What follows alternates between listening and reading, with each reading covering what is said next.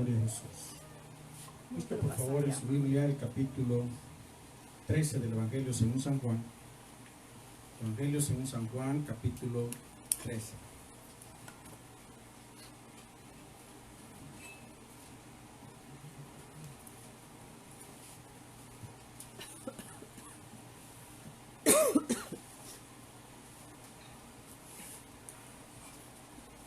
¿Tienen?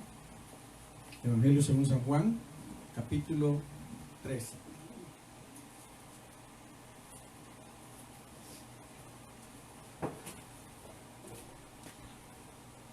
Vamos a leer del versículo 1 al versículo 12. Gloria a Jesús. Dice así la palabra del Señor. Antes de la fiesta de la Pascua, sabiendo Jesús que su hora había llegado para que pasase de este mundo al Padre, como había amado a los suyos que estaban en el mundo, los amó hasta el fin. Y cuando cenaban, como el diablo ya había puesto en el corazón de Judas Iscariote, hijo de Simón, que le entregara, sabiendo Jesús que el Padre le había dado todas las cosas en las manos, y que había salido de Dios y a Dios iba, se levantó de la cena, y se quitó su manto, y tomando una toalla, se la ciñó. Luego puso agua en un lebrillo y comenzó a lavar los pies de los discípulos y a enjugarlos con la toalla con que estaba ceñido. Entonces vino a Simón Pedro y Pedro le dijo: Señor, ¿tú me lavas los pies? Respondió Jesús y le dijo: lo que yo hago, tú no lo comprendes ahora, mas lo entenderás después. Pedro le dijo: no me lavarán los pies jamás. Jesús le respondió: si no te lavaren, no tendrás parte conmigo. Le dijo Simón Pedro: Señor, no solo mis pies, sino también las manos y la cabeza. Jesús le dijo: el que está lavado no necesita sino lavarse los pies, pues está todo limpio, y vosotros limpios estáis, aunque no todos. Porque sabía quién le iba a entregar, por eso dijo: no están limpios todos. Así que después que les hubo lavado los pies, tomó su manto, volvió a la mesa y le dijo: ¿sabéis lo que os he hecho? Vosotros me llamáis maestro y señor, y decís bien, porque lo soy. Pues si yo, el Señor y el Maestro, he lavado vuestros pies, vosotros también debéis lavar los pies los unos a los otros. Gracias, Jesús. Gracias, Señor. Te adoramos y te bendecimos. Te bendecimos, Dios eterno, y te damos la gloria y la honra, porque tú eres bueno. Gracias por tu misericordia, por tu favor, por tu amor, Señor. Padre, que esta palabra pueda ministrar mi vida y la vida de mis hermanos, que podamos juntos recibir, Señor, esta mañana esta palabra con gozo. En el nombre de Jesús bendecimos a los que estamos en este lugar. Bendecimos a los que están viendo este mensaje a través de los medios electrónicos. Los bendecimos en el nombre glorioso de Jesús. Amén y amén. Gloria a Jesús. Déjate lavar. El lavarse los pies era una costumbre muy común en los tiempos de Jesús. De hecho, lavarse significaba limpiarse. Los sacerdotes, cuando se graduaban e iban a comenzar el sacerdocio, eran bañados completamente. Antes de ponerse la túnica de sacerdote, eran bañados. Antes de entrar a ministrar al templo, se lavaban las manos. Por lo tanto, se creía que cuando las personas caminaban, los viajeros especialmente, caminaban, ellos tenían que lavarle los pies, porque en el camino habían recogido mucha suciedad. No existían los zapatos que nosotros tenemos, que nos cubren los pies totalmente, eran sandalias. Por lo tanto, cuando caminaban, el polvo del camino quedaba en sus pies, el sudor hacía que se formara una costra, y cuando entraban a las casas, decía la gente: no, este trae inmundicia de afuera, entonces lavemos los pies. Sin embargo, el lavar los pies no era una tarea del señor de la casa. Era una tarea que se la dejaban a los criados, a los sirvientes. Entonces no era el señor de la casa el que le lavaba el pie al visitante, sino que era el criado que venía, lávale los pies. Antes de entrar a la casa lo sentaban, le lavaban bien los pies, se los secaban, y cuando entraba a la casa entraba limpio. Dos cosas para esto. Dios había pedido que fueran hospedadores. Y cuando el viajero pasaba por la casa y necesitaba descanso, era obligación de todo judío darle reposo, darle alimento, y si era necesario darle donde dormir por una noche. y a veces se tardaban más de una noche. Entonces era como una obligación para ellos ser así. Entonces, lavarle los pies al viajero era primero con el propósito de que no entrara inmundicia a su casa, y segundo para hacerle sentir cómodo. ¿Quién no en la noche llega a su casa, y si su trabajo es pasar parado todo el día o andar caminando, y llega a su casa y se sienta, y qué rico que llegue alguien con un guacal con agua, como decimos nosotros, tibia, le lave los pies, se los seque? Eso es algo especial, ¿no? Entonces era hacer sentir bien al viajero, era hacer sentir bien a la visita, además de que impedía que llevara contaminación a la casa. Ahora, ¿cómo nosotros podemos aplicar esto a nuestra vida? Déjate lavar. Muchos nos resistimos. ¿Qué hizo Jesús? Vea, ¿qué hizo Jesús en este caso? Jesús vio a los discípulos, sabía que alguien lo iba a entregar, el diablo había entrado ya a su corazón, él sabía quién lo iba a entregar, estaba ahí con ellos, y antes de cenar, dice, él tomó una toalla, primero se quitó la capa, después tomó una toalla, se la ciñó, o sea, las toallas no eran tan pequeñas como las nuestras, eran grandes, ciñó la toalla, se la puso como cinturón, y luego con un guacal con agua, un recipiente con agua, dice ahí, él llegó y empezó a lavar los pies, a enjugar, dice ahí, o sea, a lavarlo bien. Imagino que metía sus dedos entre los dedos de los pies y les quitaba toda la suciedad y luego lo secaba. Jesús primero se quita el manto. ¿Qué significaba el manto para aquella gente? El manto significaba el poder. Lo que identificaba a la persona era su manto. Cuando la gente miraba a una persona, la identificaba de qué tribu era por su manto. Los mantos tenían en sus bordes ciertos bordados que los hacían diferente de una tribu a otra tribu, si hablamos de Israel. Cada tribu tenía unos colores, unos diseños, y en sus mantos tenían que tener, en sus vestiduras tenían que tener esto. Entonces cuando la gente lo miraba decía, este es la tribu tal, este es un rey, este es un príncipe. El manto los diferenciaba. Entonces Jesús, con su manto, que simbolizaba el poder que él tenía, como el rey de reyes, se lo quita. Se quita el manto. ¿Y qué hizo el Señor al quitarse el manto? Enseñarles a ellos que el poder no es algo que porque Él lo anda encima, eso lo hace poderoso. Dijo, yo así como soy grande, puedo ser pequeño. ¿Y qué se puso en lugar del manto? Una toalla. ¿Qué tomó en vez de un cetro? Un guacal, un recipiente con agua.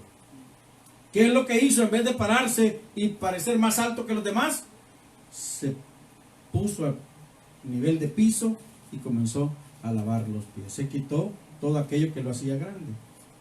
Dice Filipenses 2 del 6 al 8, ratificando esto, cuando Pablo habla a la iglesia del Señor, dice Pablo, el cual siendo en forma de Dios, no estimó el ser igual a Dios como cosa a que aferrarse, sino que se despojó a sí mismo, tomando forma de siervo, hecho semejante a los hombres, y estando en la condición de hombre, se humilló a sí mismo, haciéndose obediente hasta la muerte y muerte de cruz.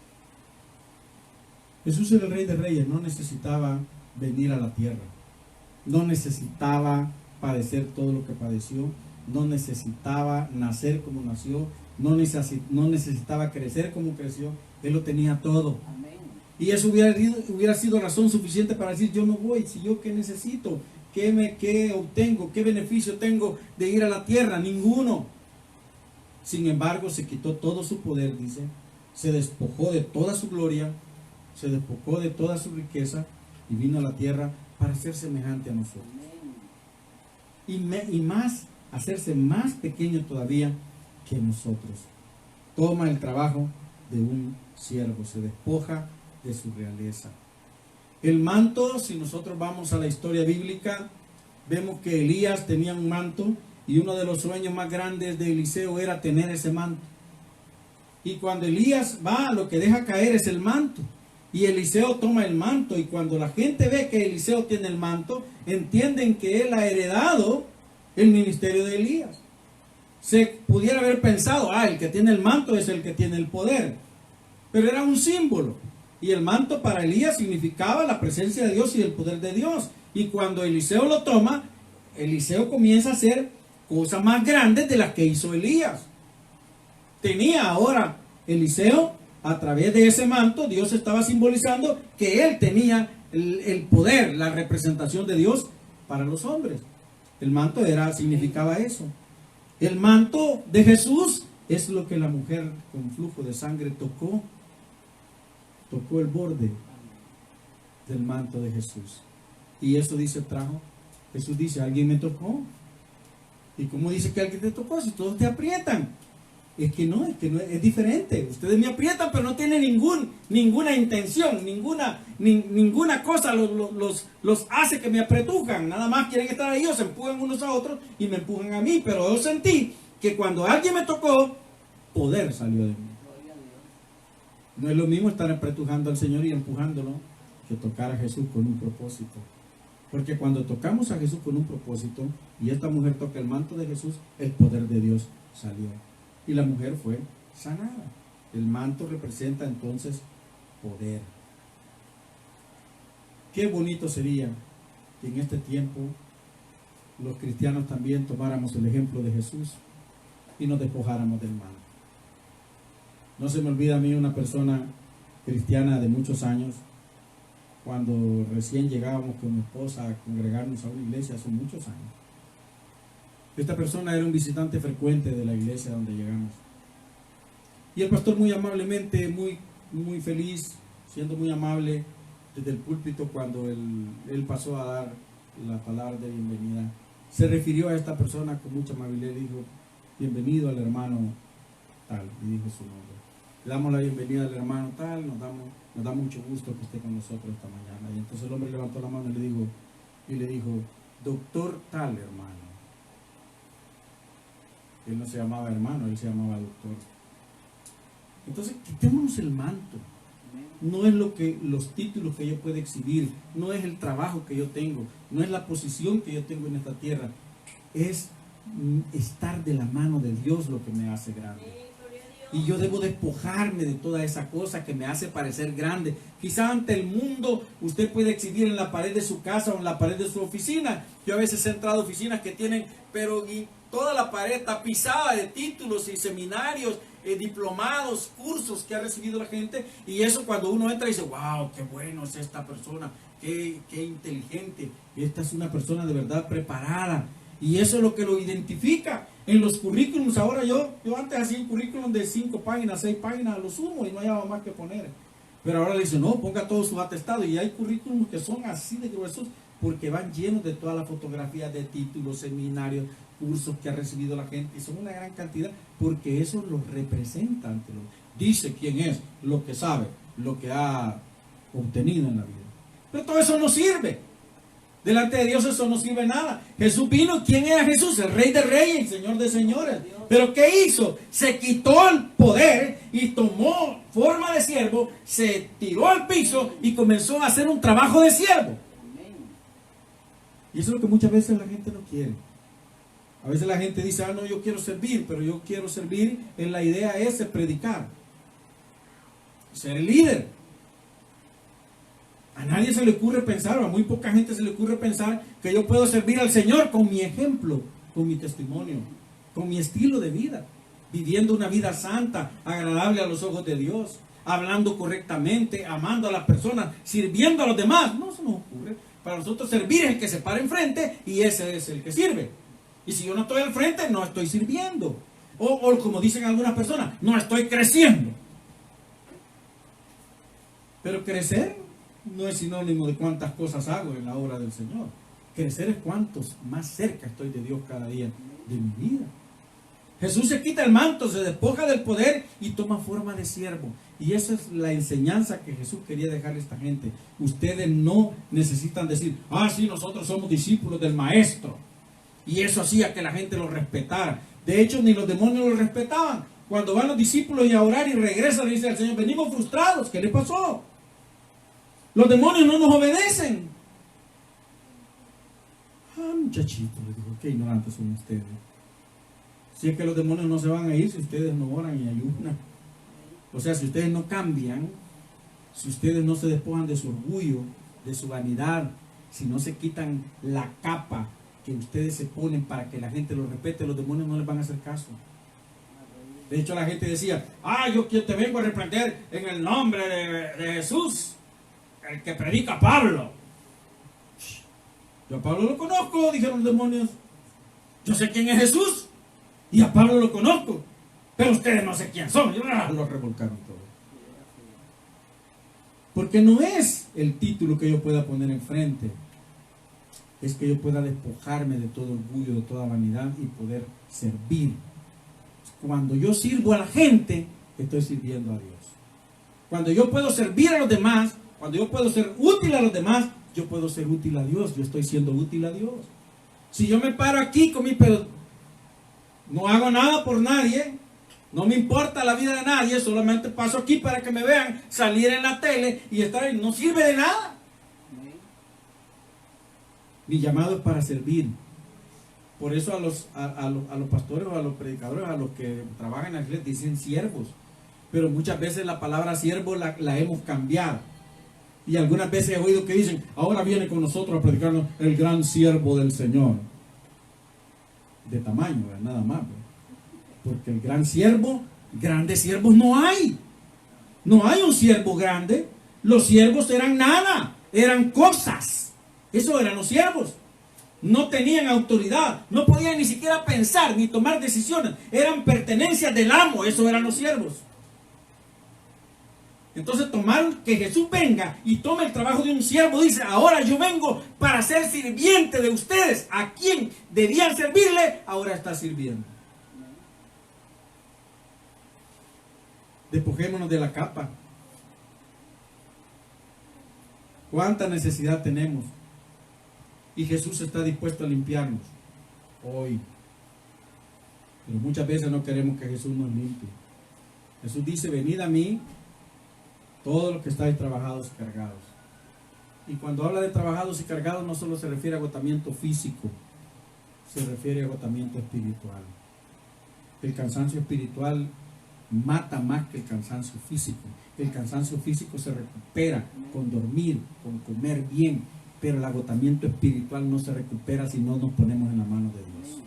Si no dejamos que Dios haga la obra en nuestra vida. De nada serviría. Puedo pasarme durmiendo 7 años, pero si yo no dejo que Dios me cambie, no me recupero del agotamiento espiritual. ¿Qué debemos hacer nosotros? Déjate lavar, es el mensaje de hoy.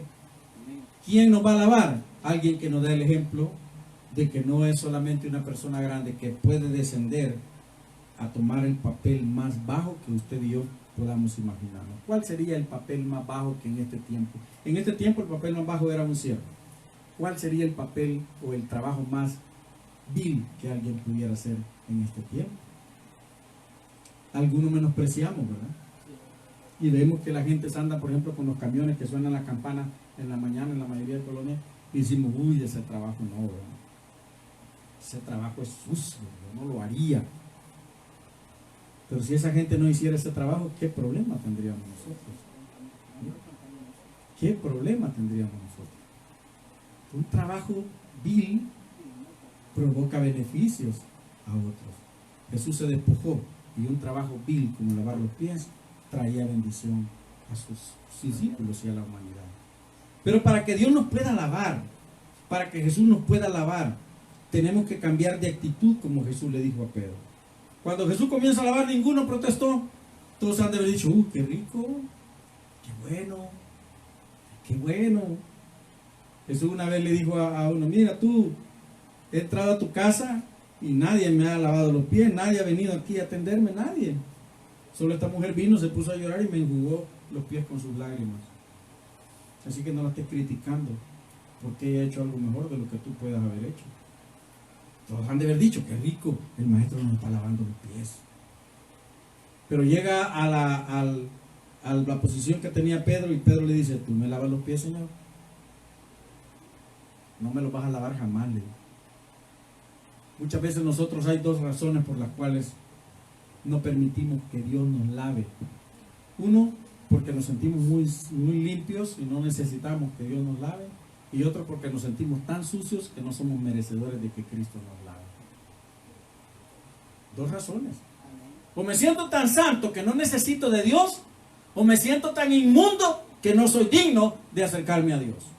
Esos son los argumentos del mundo en este tiempo. Y esos son los argumentos de muchos cristianos que cuando tienen un tropiezo, no pueden levantarse. ¿Por qué? Porque son indignos de estar cerca de Dios. Y hay mucha gente que le dice, no, fracasaste. Entonces hay un lugar donde dice, eres expulsado de la congregación, no puedes volver a entrar aquí. Eres un pecador.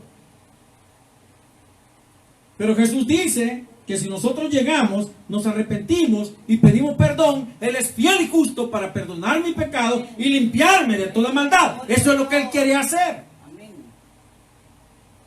Nunca voy a ser demasiado limpio para que Dios no me limpie, y nunca voy a estar demasiado sucio para que Dios no me limpie.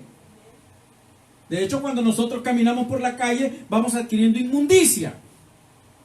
Alrededor de nosotros hay tanta inmundicia, inmundicia que entra por los oídos, inmundicia que entra por los ojos, inmundicia que está ahí, que entra cuando vemos la televisión, cuando vamos al cine, cuando escuchamos música, cuando vamos en el bus escuchando esas melodías tan maravillosas que ponen en los microbuses. Entra inmundicia en nuestra vida. Y sin darnos cuenta nosotros, alguna vez nos habrá pasado a todos, la música va sonando y nosotros vamos llevando el ritmo con el pie. Y nosotros vamos. Y ahí vamos en el bus. Vamos siendo parte de lo que está sonando. Y muchas de las letras de esas canciones son pura suciedad. La mayoría de ellas son pura suciedad. La mayoría de cosas que exhiben por la televisión son pura suciedad. Cuando usted va por la calle, mira cosas que no son correctas y las estamos viendo. Estamos oyendo, participando de conversaciones que no son sanas, pero estamos participando de ellas. Las estamos escuchando, aunque no hable, las estoy oyendo y están entrando. Le dice Pedro, tú no me vas a lavar jamás, Señor.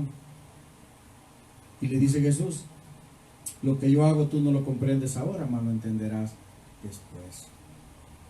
Pedro, si tú no me dejas lavarte los pies, no tendrás parte conmigo. Mire, este versículo a veces no es muy bien meditado, pero es como que me diga el Señor, Mario, si tú no me dejas que yo cambie tu vida, tú no tendrás parte conmigo. Si no permites que yo te quite el pecado que hay en ti, no tendrás parte conmigo. Pero Señor, si yo predico en la iglesia, si yo hago esto, si yo hago aquello, si no dejas que yo te limpie, no tendrás parte conmigo. Aunque vayas a predicar, aunque andes en el grupo con que yo ando, aunque estés ahí, no tendrás parte conmigo porque no permites que yo te lave. Una cosa es escuchar palabra de Dios y otra cosa es que la palabra de Dios me transforme, me cambie. Que la palabra haga cosas en mí y yo permita que esa palabra me haga cosas, me transforme, me cambie. Entonces Pedro estaba ahí pensando que él no se iba a dejar jamás, porque ¿quién era él? Era un pecador. Podemos decir que Pedro estaba en lo correcto, pensando que como el maestro le iba a lavar los pies. Pero Jesús le dice, esto no lo entiendes ahora, Pedro. Pero tú andas caminando por la calle contaminándote, andas cerca de mí. Yo tengo que lavarte los pies, de lo contrario no tendrás parte conmigo. Hasta este momento Pedro entiende que debe despojarse del orgullo. ¿Cuántos de nosotros por orgullo no dejamos que Dios nos cambie? Porque ¿qué va a decir la gente? Porque ¿qué va a pensar la familia? Porque ¿qué van a decir mis amigos? Porque ¿qué van a pensar de mí? Orgullo. Porque no necesito de Dios, porque yo toda la vida he sido bueno. A mí me dijo una persona una vez que conversábamos, pero yo qué mal hago. Yo no le robo a nadie, yo no he matado a nadie, yo no soy chismoso, yo comparto cuando la gente necesita, voy y le llevo a la casa. Sí, pero no has recibido a Cristo como tu Señor y Salvador. No necesito eso, yo soy bueno. Y por eso Jesús le preguntaba al muchacho, cuando el muchacho le pregunta, Señor, ¿qué tengo que hacer para entrar al cielo? Tiene que cumplir los mandamientos. Los he cumplido todos, Señor, le dijo él. Qué bueno, hijo, los ha cumplido todos. Orgullo. Orgullo. Nadie es tan perfecto para no necesitar de Dios para entrar al cielo. Y entonces, ¿qué le dice el Señor? Bueno, entonces solo te falta una cosa. Sí, ¿qué me falta? Vende todo lo que tienes y regálalo a los pobres. Y ahí estuvo el clavo para ese muchacho. Porque tenía mucho, dice. Y entonces se fue triste. Y por eso Jesús dijo, ¿saben una cosa? Es bien difícil que un rico entre al reino de los cielos. Porque está amando más a la riqueza que a Dios y más que a los semejantes. Más que a su prójimo. Despojémonos del orgullo. Nadie es tan santo. Y a veces creerse pecador también es un orgullo. El decir, no, yo soy demasiado pecador y Dios no puede. Es orgullo. Dios puede hacer una obra en mi vida y quiere hacer una obra en mi vida. Y yo tengo que dejar que la haga. Él quiere lavarme. Yo tengo que dejar que me lave. Dios tiene que lavarme. Jesús tiene que lavarme, limpiarme. Solo cuando cometo un gran pecado, cuando tengo un gran fracaso. No, todos los días de mi vida Dios tiene que estarme limpiando. Todos los días, así como usted todos los días se baña, o cada vez que va a comer se lava las manos, o por lo menos una vez al día se lava los dientes. Necesitamos estar siendo limpiados todos los días, porque todos los días el mundo arroja suciedad sobre nosotros, basura sobre nuestra vida. Quita tu orgullo. Para que Dios pueda limpiarte, quita tu orgullo. Jesús ya nos limpió, pero en nuestro camino recogemos suciedad. Yo le aseguro que después de que Jesús le lava los pies a estos hombres aquí y salen ellos a la calle, otra vez vuelven a recoger suciedad en sus pies. Y de seguro que cuando entran a otra casa, otra vez sus pies tienen que ser lavados, porque adquirieron suciedad en el camino que habrán recorrido. En el camino recogemos suciedad y Dios tiene que estarnos limpiando constantemente. Pero también le dice Jesús,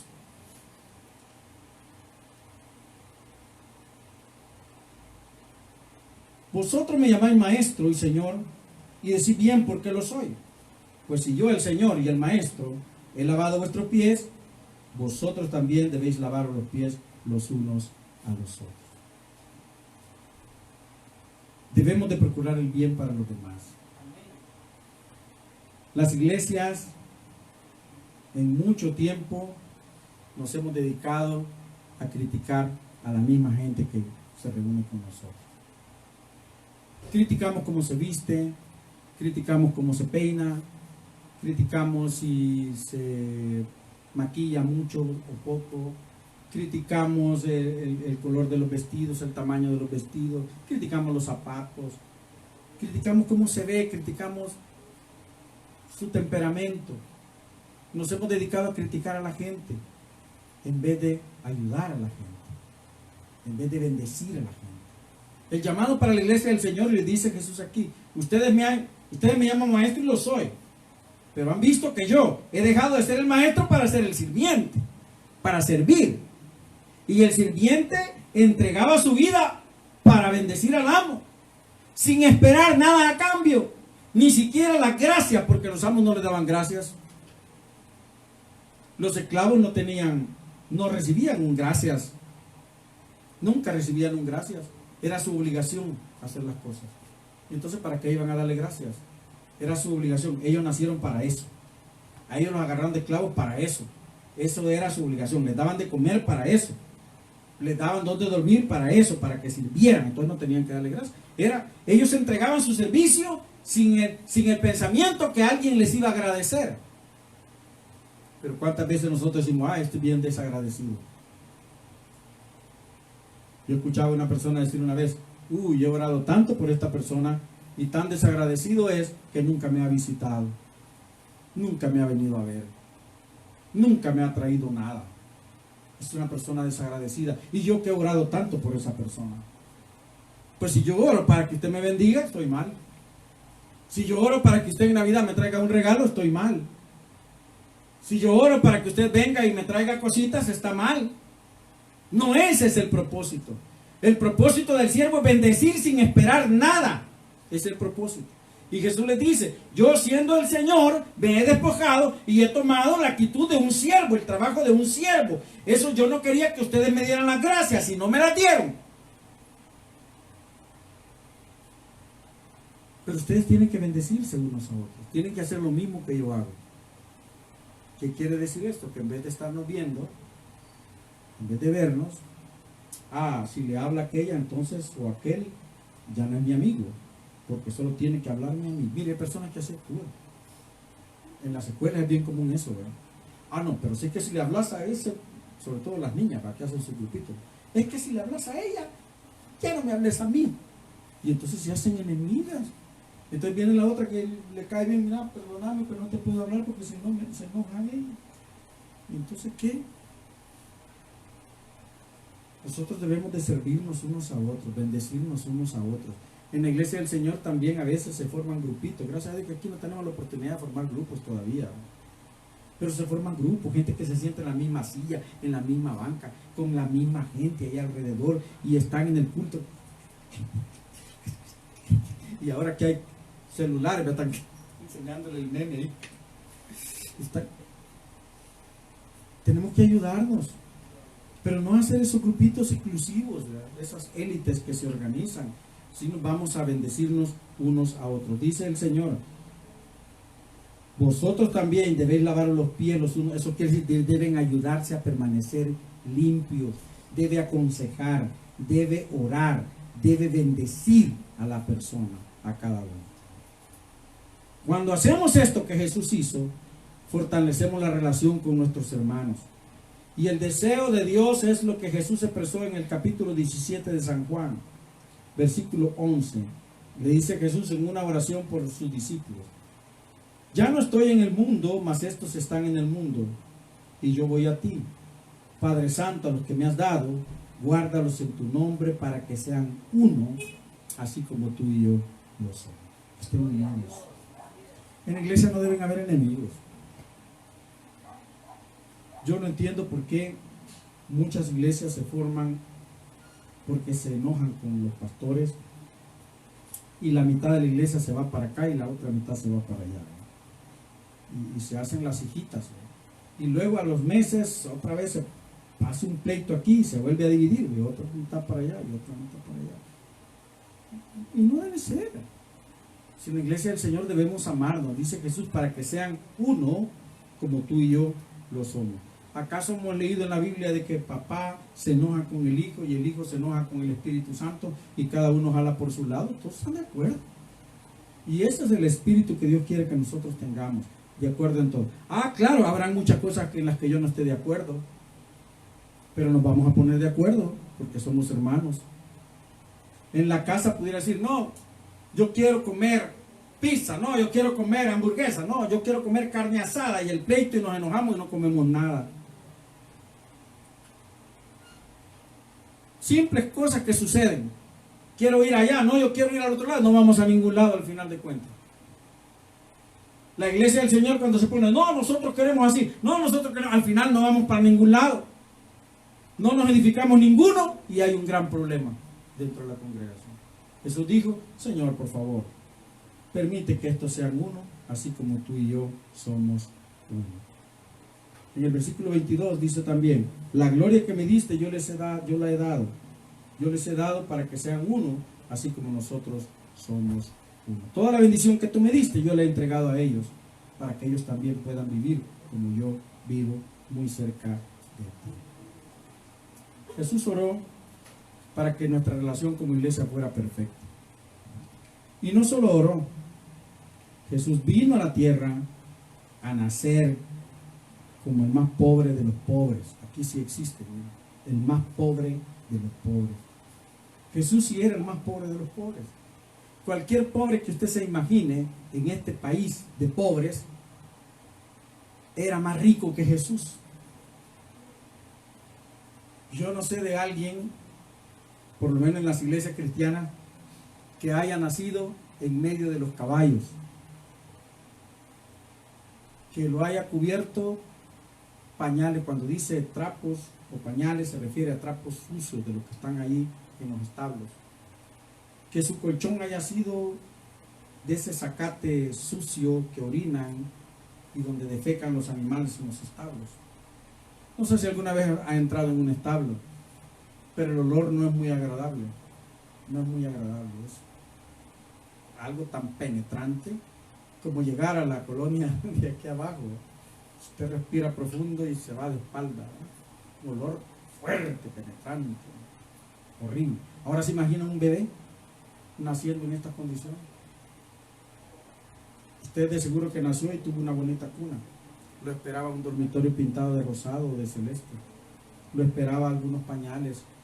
Posiblemente ya mamá y papá se habían preparado con algunos pañales, algunos calcetines, algunos zapatitos para cuando usted naciera y lo recibieran. Posiblemente que tenía una pañalera donde le guardaban las cosas. O si no tenía una cuna, un Moisés, como le llaman eso, de esos canastitos que lo forran bien bonito y ahí duerme el niño. Pero ninguno de nosotros, papá y mamá, cuando íbamos a nacer, salió al basurero a buscar una caja sucia y a ponerla y a llenarla de hojas secas sucias para acostarnos ahí cuando nacimos. Ninguno de nosotros. Jesús vino a hacer de esa manera. Y uno de sus propósitos era bendecir nuestras vidas. El propósito de Jesús era bendecir su vida y mi vida. El propósito de Jesús era enseñarnos que no es en la cuna en que yo nazco, en la casa en que crezco o las cosas que tengo, es el estar de la mano de Dios y el permitir que Él me limpie lo que me hace buena persona, lo que me hace tener parte en el reino de los cielos. No es nacer en el palacio o nacer en la choza, es ser un instrumento moldeable en las manos de Dios, lo que me hace verdaderamente lo que Dios quiere que yo sea. Jesús vino a nacer, vino a morir, vino a darnos el ejemplo de vida, y esta parte de la escritura que hemos leído hoy es un ejemplo de lo que usted y yo debemos de ser. No está por encima de todo lo demás, las cosas que tenemos o las cosas que logramos. Esas son bendiciones que Dios nos da.